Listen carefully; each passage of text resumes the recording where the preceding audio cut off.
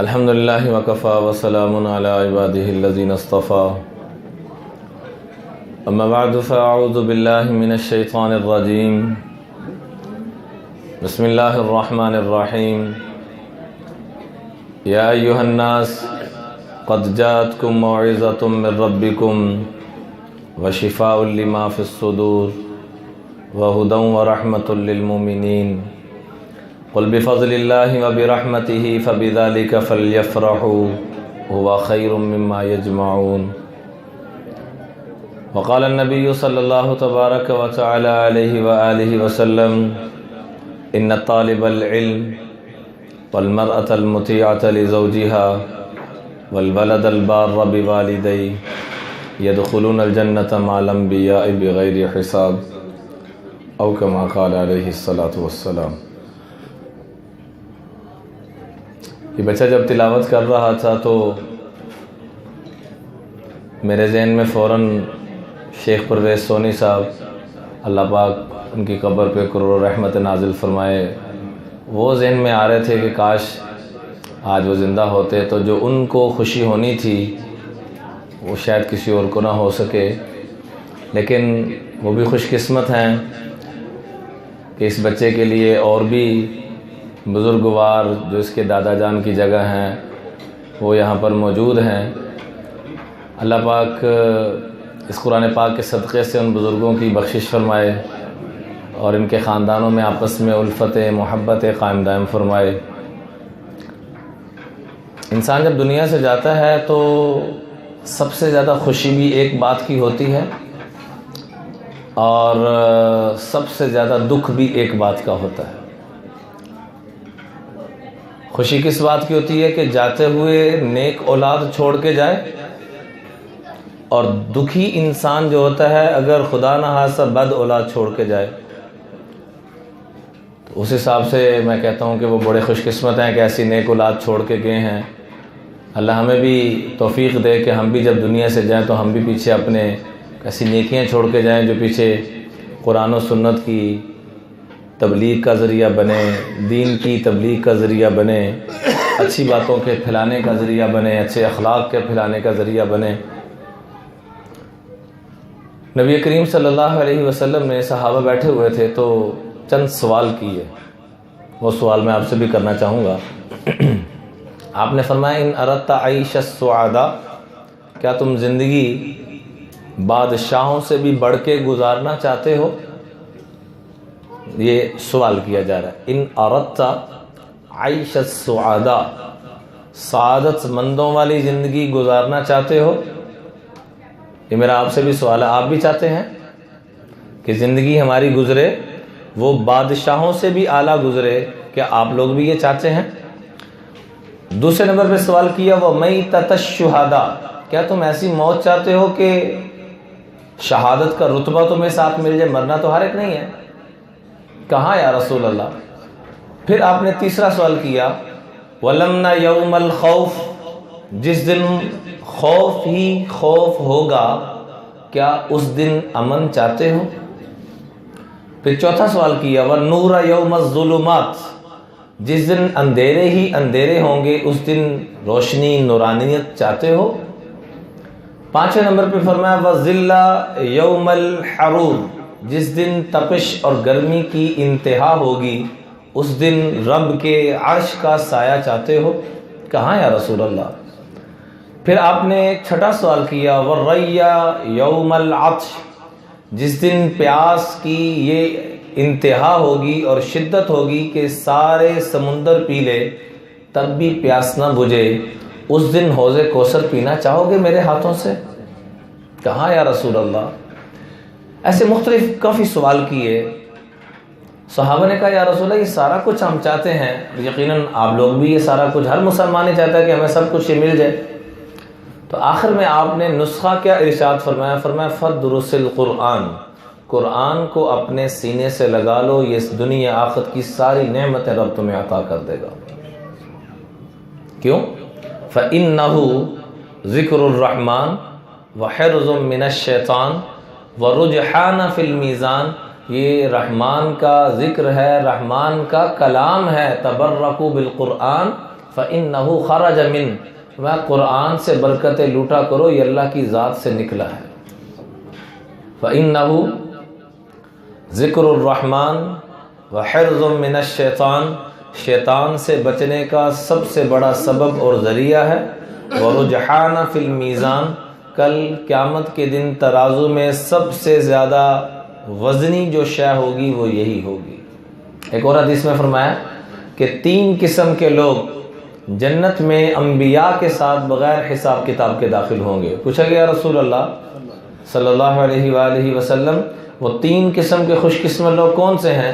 تو سب سے پہلے ذکر فرمایا ان طالب العلم، جو قرآن کا طالب علم تھا۔ اللہ ہماری خواتین کو بھی، مردوں کو بھی، بڑوں کو بھی، چھوٹوں کو بھی، سب کو قرآن کا طالب علم بننے کی توفیق عطا فرمائے۔ آج ہم نے عشاء کی نماز پڑھی ہے، اور اگر کسی نے نہیں بھی پڑھی تو بعد میں پڑھ لے گا، لیکن کوئی بھی بغیر وضو کے نہیں پڑھے گا۔ وضو کے بغیر نماز پڑھنا حرام ہے، بلکہ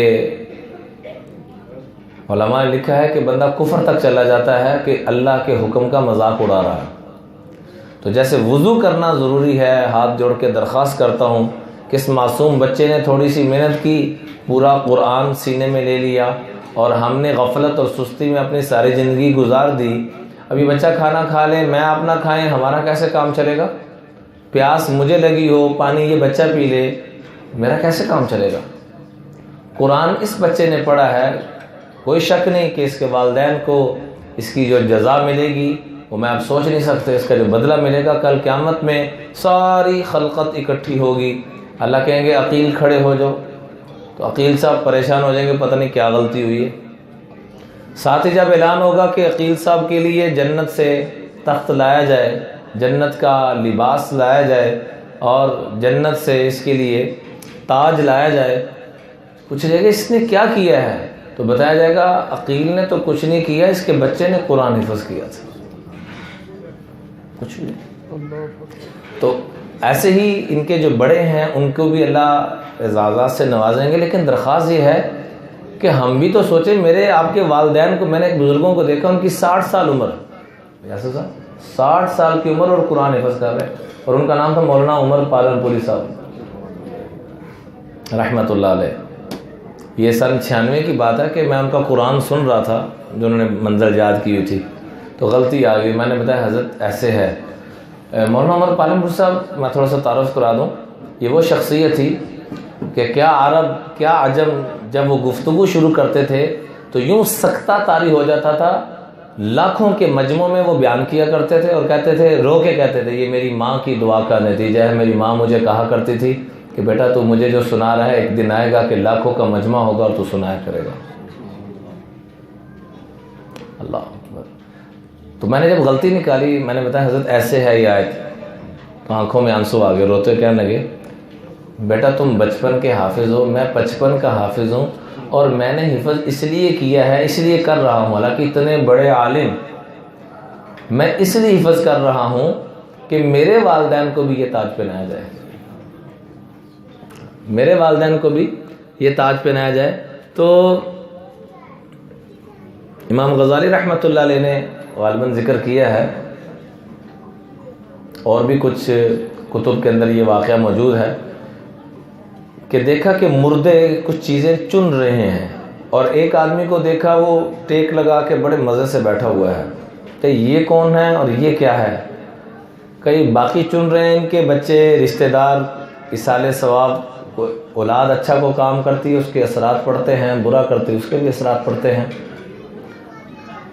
ان کے کبھی کبھار کو چیز بیچتے ہیں، اور یہ جو بزرگ ہے ان کی کیا صورتحال ہے کہ ان کا بچہ ہے فلاں جگہ، وہ تھوک دے صاحب نے پیج درند ہے، وہ کو شیخ صاحب ہونا ہے، تھوک دا صاحب،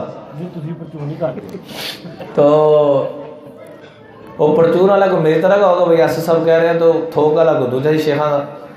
وہ جب فارغ ہوئے تو انہوں نے خواب میں دکان بتائی کہ فلاں جگہ دکان ہے، فلاں جگہ پہنچ جائیں۔ وہاں گئے تو وہ مٹھائی بیچ رہا تھا اور بات چیت کسی سے نہیں کر رہا تھا، لکھ کے لگایا ہوا تھا، مثال کے طور پہ 200 روپے کلو برفی یا جو بھی چیز تھی، بات نہیں کر رہا، جو جتنے پیسے پکڑا رہا اس حساب سے اس کو دیتا جا رہا ہے۔ جب فارغ ہوئے تو پوچھا آپ کا تعارف کیا ہے، دکاندار سے پوچھا تو اس نے پھر زبان جو ہل رہی تھی بند کی، ہاں جی میں فلاں میرا نام ہے، فلاں جگہ رہتا ہوں، اور کہا ایسے ایسے میں نے آپ کے بزرگوں کو خواب میں دیکھا اور بڑی اچھی حالت میں انہوں نے مجھے آپ کا یہ ایڈریس سمجھایا ہے، آپ کیا عمل کرتے ہیں؟ تو آنکھوں میں آنسو آ گئے، روتا کہنے لگا کہ میرے باپ نے مجھے حافظ قرآن بنایا تھا، عالم دین بنایا تھا، تو میں ان کا حق ادا نہیں کر سکا، کوشش کرتا ہوں کہ روزانہ کو 10 پارے 15 پارے جتنی اللہ توفیق دے دے وہ روزانہ پڑھ کے ان کو بھیجتا رہتا ہوں، سارا دن قرآن پڑھتا رہتا ہوں جتنے پارے قابو میں آئے۔ اللہ کی شان چند دنوں کے بعد دیکھا ہے جیسے باقی مردے چن رہے ہیں یہ بھی چن رہے ہیں، وجہ پوچھی کا جی اسٹاک آنا بند ہو گیا، تحقیق میں پتہ لگا کہ وہ بچہ بھی دنیا سے جا چکا ہے۔ تو درخواست یہ ہے کہ ہم جتنا خیر کا کام پھیلا کے جائیں گے اتنا ہی ہمیں اس کا ثواب ملے گا۔ تو میں سب سے درخواست کرتا ہوں، خواتین سے بھی، مرد حضرات سے بھی، بچوں سے بھی، بوڑھوں سے بھی، کہ اللہ کا واسطہ ہے اب بھی نیت کریں، اپنا قرآن ٹھیک کریں، اپنے بچوں کا قرآن ٹھیک کروائیں، حفظ قرآن کرا لیں تو بہت بڑی سعادت کی بات ہے، نہیں تو کم از کم جتنا امام کعبہ کے لیے قرآن کا صحیح پڑھنا ضروری ہے اتنا ہی ہر مسلمان کے لیے قرآن کا صحیح پڑھنا ضروری ہے، خالی امام کعبہ کے لیے ضروری نہیں ہے، خالی ائمہ کرام کے لیے قرآن صحیح پڑھنا ضروری نہیں، جیسے ہر ایک کے لیے وضو ضروری ہے ہر ایک کے لیے قرآن کا صحیح پڑھنا بھی ضروری ہے۔ لا الہ الا اللہ، سارے پڑھیے ذرا۔ اس کا مطلب بنتا ہے کہ اللہ کے علاوہ کوئی معبود نہیں، لام علی زبر لا، محمد الرسول اللہ، حضرت محمد مصطفیٰ صلی اللہ علیہ وسلم اللہ کے رسول ہیں۔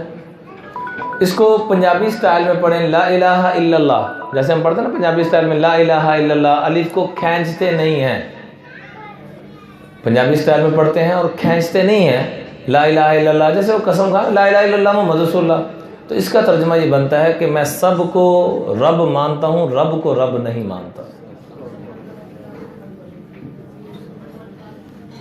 بڑے ادب سے درخواست کرتا ہوں آئیے آج مل کے نیت کرتے ہیں، کیونکہ حدیث پاک میں آتا ہے، آخری بس ایک آدھ بات عرض کر کے پھر دعا کر لیتے ہیں۔ حدیث پاک میں آتا ہے کہ اپنی اولادوں کو 3 آداب سکھا دو، تمہاری اولادیں تمہاری دنیا آخرت میں ٹھنڈک کا سامان بنیں گی۔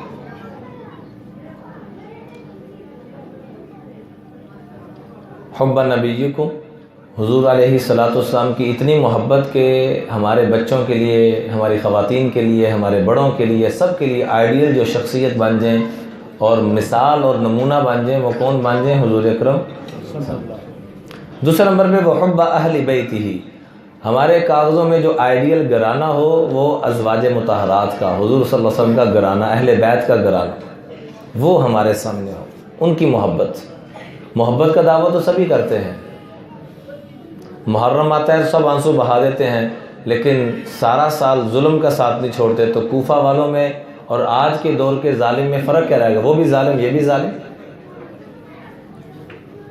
کوفہ والے بھی تو رو پڑے تھے مارنے کے بعد، ہم نے کیا کیا ہے؟ تو آج بھی کوئی ظلم کر کے آنسو بہا رہا ہے تو وہ ان کا ساتھی ہے، حضرت حسین کا یا اہل بیت کا یا ان کا ساتھی نہیں ہے، جو بھی ظالم ہے۔